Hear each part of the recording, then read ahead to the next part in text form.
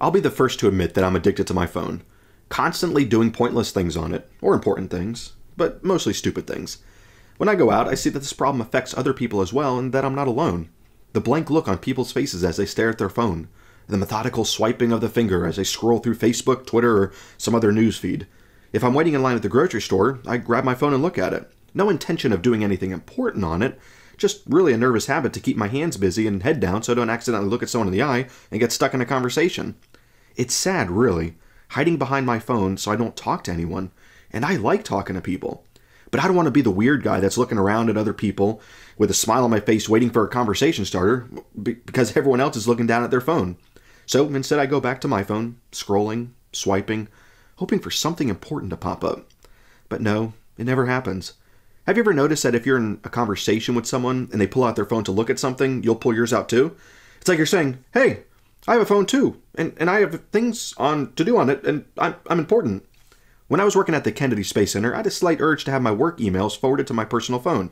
It wasn't a company requirement unless you were in management, but for some reason, I wanted to feel important.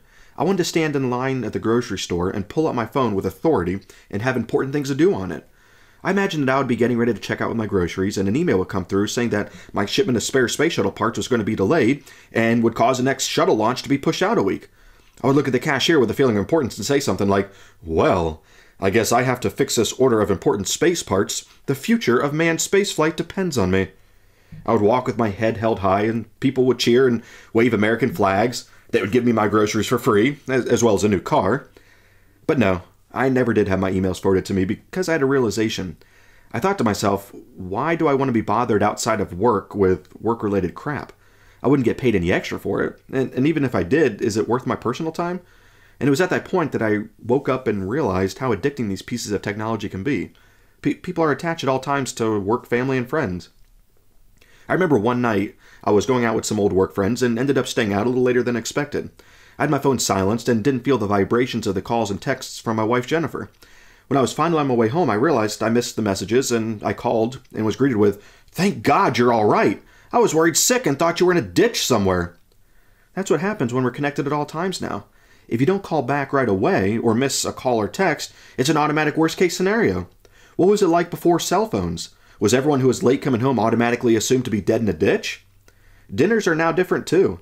You can't go out to dinner without pulling your phone out because you're either checking email, Facebook, and Twitter, or you're going to take a picture of your cheeseburger and post it online, well, because no one's seen a picture of a cheeseburger before. And I can't say that I'm any better. Well, I don't post pictures of my food, but I do catch up with news or Facebook and Twitter when I'm out. And why do I do that? I don't know. Maybe it stems down to that need of feeling important. Maybe it's my way of showing the people around me that I'm someone special who needs to look at their phone to make sure that my social status is high. Hey, look at me. I'm saving the world right now while eating this cheeseburger.